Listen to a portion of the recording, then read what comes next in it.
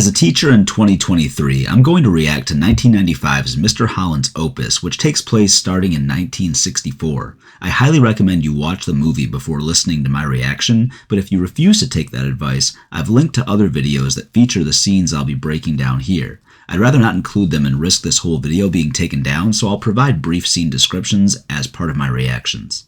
Scene 1. First lesson. In an early scene, we have Mr. Holland's first day. The logistics of this are way off base on every school system I've worked in, but it's common in teaching movies. It's the scene where a new teacher reports to work for his or her first day on the first day of school and either walks into the office or wanders the halls toward the new classroom with the school bustling with students and staff. It's an efficient way for filmmakers to establish the tone of the environment, introduce multiple characters, and add some dramatic flair to reflect the anxiety of a first day on the job where it feels like most of the kids know the lay of the land better than you. But it's unrealistic, especially by modern standards. While most people assume teachers' jobs only take place while students are present, that's far from true. Modern school divisions put newly hired teachers through orientation programs at least 2 weeks before the first day of the new school year, and all staff return at least 1 week before. This is done so administrations can get their staff on the same page, professional development gets done, paperwork gets in order, and teachers have time to collaborate, plan, and prepare their classrooms. In large part, it's done to prevent situations like Mr. Holland's where a new teacher is wandering through the halls and hasn't even seen his own classroom until minutes before the first lesson. The only situation similar to this is teachers who are hired during the school year rather than between the school years when most teaching jobs open and fill. I graduated college in December and started at my first job mid-year, so I didn't get that helpful orientation. Even still, pretty much every school expects their teachers to be in the building and at their morning assignments before students report to their first class, or in most cases before students are even allowed in the building. As for the content of the clip, the conversation between Mr. Holland and his principal is relevant to this day. Most people aren't clumsy enough to admit to their new boss on their first day that they only took the job as a plan B and never really expected to do it. However, there are a lot of people who consider teaching as a backup plan, or they switch careers into it thinking it will be more simple than it really is. Most people assume that if they're competent in a subject, then they'd be good at teaching that subject, though content knowledge is a small fraction of what goes into quality teaching. It's also a great reality check when Mr. Holland learns he'll be getting a bunch of work dumped on him that he didn't expect, and he's not getting paid extra for it.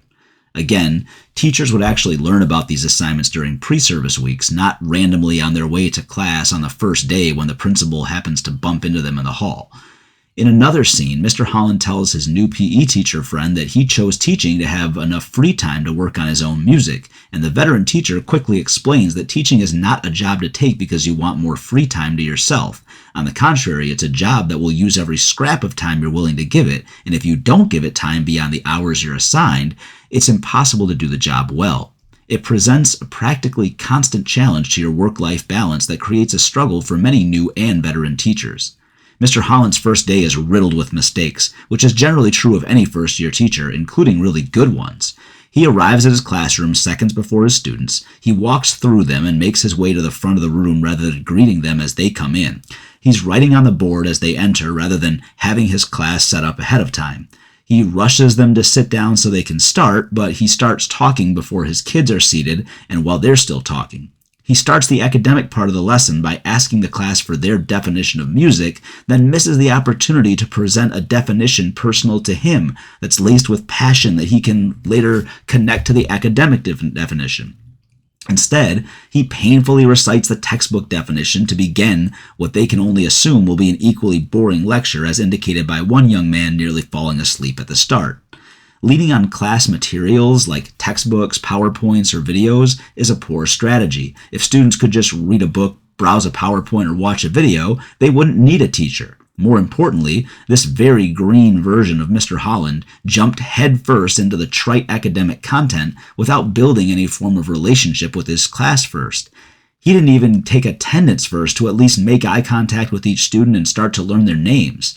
He doesn't know anything about these kids and expects them to care what he reads to them out of a book.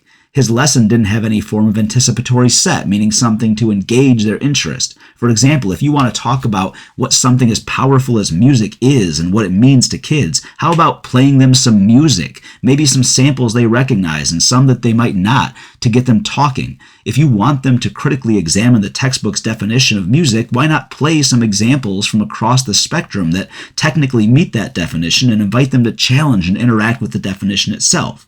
So yeah, Mr. Holland has a rough first day, but most of us have a rough first 2 to 3 years in this job. I don't bring up all of this stuff just to nitpick the guy or this scene to hell. I do it to point out how many things an effective teacher has to consider, and that this film did an outstanding job of presenting what it looks like when someone competent in a subject realizes that teaching it as a professional in a public school is very different than doing it by yourself or even teaching it to an individual for fun in a different environment.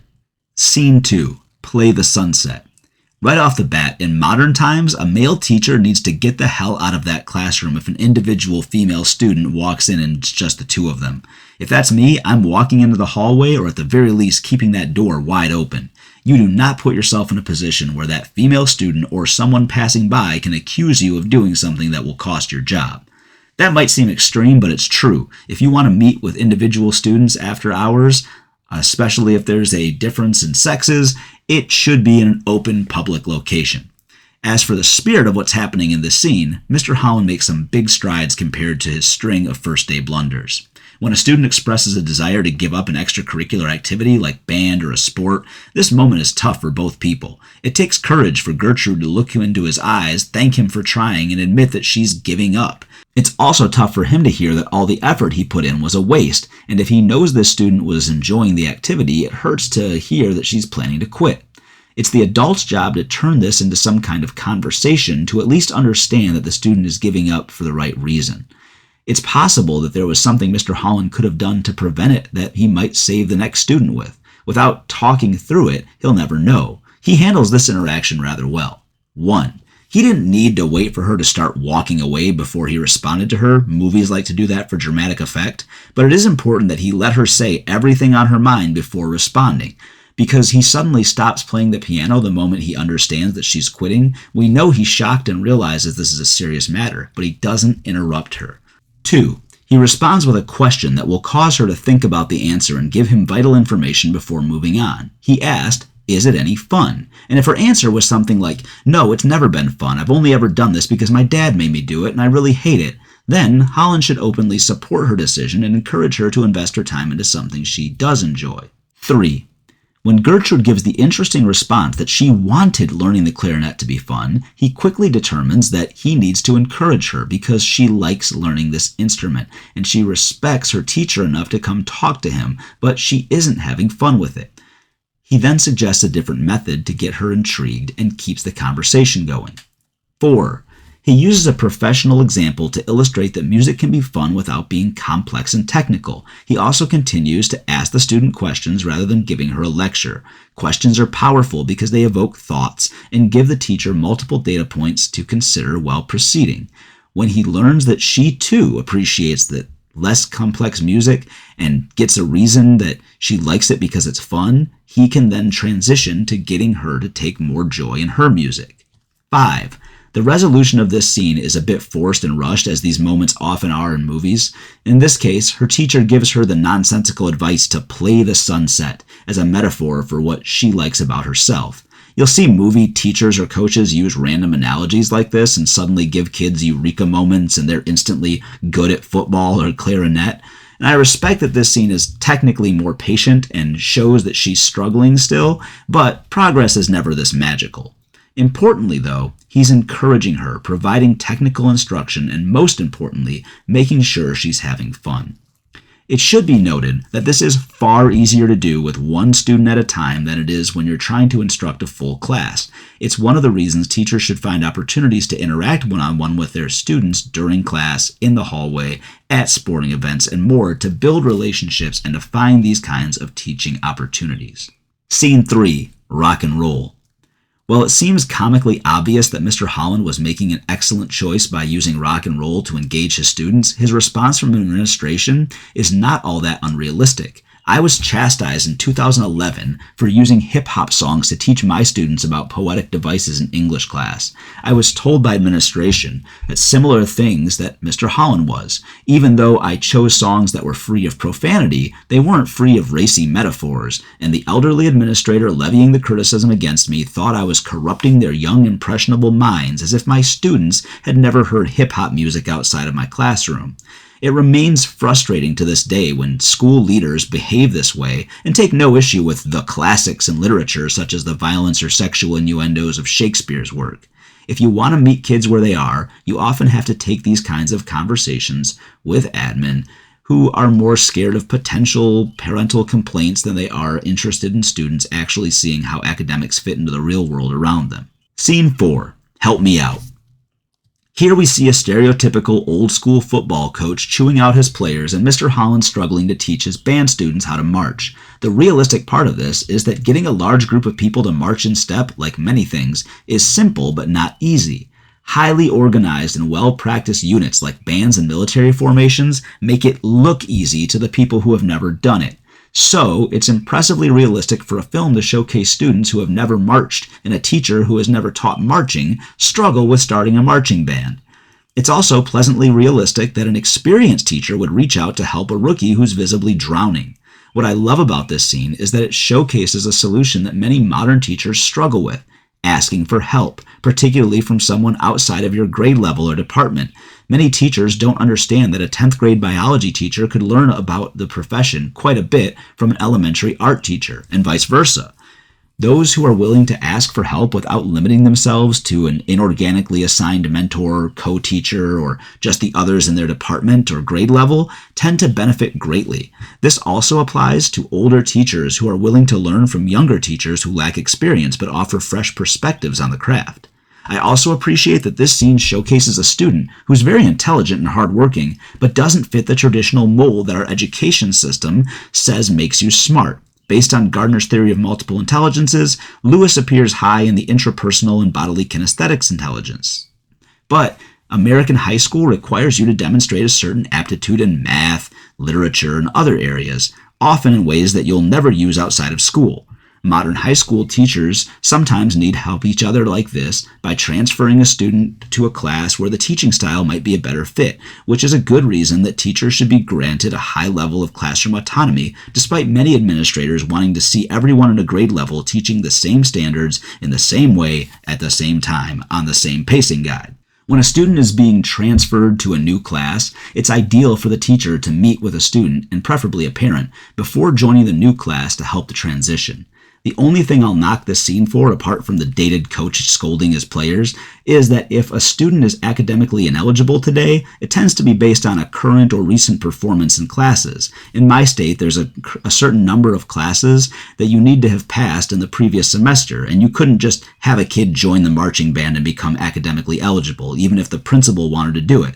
By modern standards, that would be a violation of athletic league rules and possibly state law. Scene 5. If he doesn't wrestle.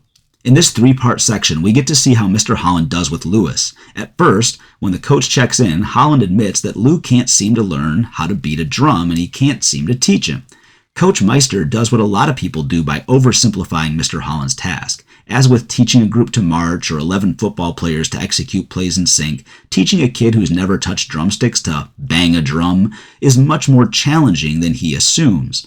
Apart from that, though, Coach Meister is right on the money in this scene. He's not doing all this just so he can have a good athlete on his team. He's doing it because he cares about this kid, and he realizes how important an extracurricular activity can be to some kids' self-confidence. For dozens of kids in any given high school, those kinds of activities, or maybe one class or teacher, is the exclusive thing keeping them from dropping out altogether. Coach is right to call Mr. Holland out for giving up on a kid who's willing to put in the time and effort that it takes to be good at something. In the montage that follows, we see that Lou struggles a lot with learning this new skill as a middle-aged white man comically attempts to teach a teenage black male how to find the beat and rhythm in a song. Mr. Holland is doing something very important. He's recognizing Lou's attitude over his aptitude. If a kid is struggling, the worst thing teachers can do is assume it's because of a lack of effort, and one of the best things they can do is recognize and celebrate that effort when it's present. It takes a lot of courage for anyone, but especially young people, to visibly try hard at something that they know they aren't good at. I appreciate the film's use of montage here to show that Lou developing this skill isn't as simple as Mr. Holland simply telling him to play the sunset, but rather takes a lot of time and effort.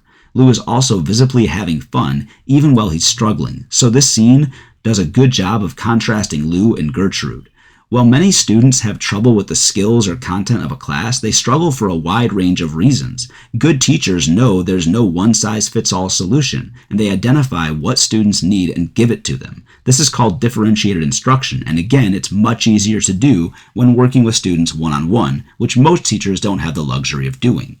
It's also noteworthy at the end of this clip that when Lou has finally found success, Mr. Holland takes the time to recognize and celebrate the fruits of his labor in a way that Lou appreciates. You have to know students well to do this, because the same kind of public praise that motivates one student might humiliate another. Scene 6. Your best isn't good enough. It's almost chilling to watch a film made in 1995 depicting an argument that's still happening in city council and school board meetings today. The school is looking to cut some arts programs to save money while focusing on core classes with tests. You see a brief exchange of a teacher's passion and a local board's appeal to pragmatism. It would be boring and predictable for me to rant about how arts and literacy programs are important and should be supported. Let me instead briefly inform you that in the USA, a tiny percentage of every year's federal budget goes to public education, most of which is swallowed by bureaucracy before it trickles to any actual students. Public schools in the U.S. are mostly funded by local property taxes. For example, I teach high school in a low-income city. There's a more affluent city about 15 minutes away, and the public high schools in that city get nearly $2,000 more per student per year than my school does.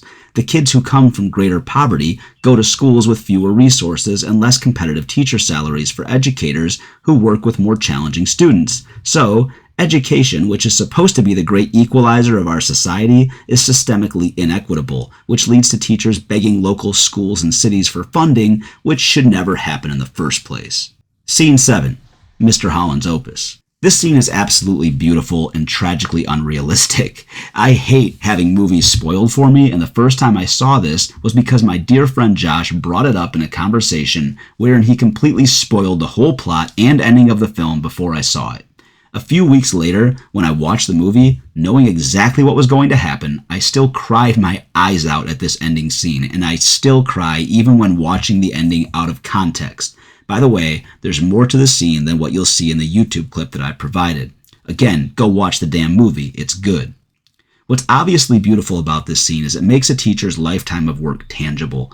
Teachers work year after year for decades, touching countless lives, and they never know for sure what impact they're having. In real life, teachers never get this moment that Mr. Holland has, where all the lives they touch gather in one big room to celebrate his largely thankless decades of commitment.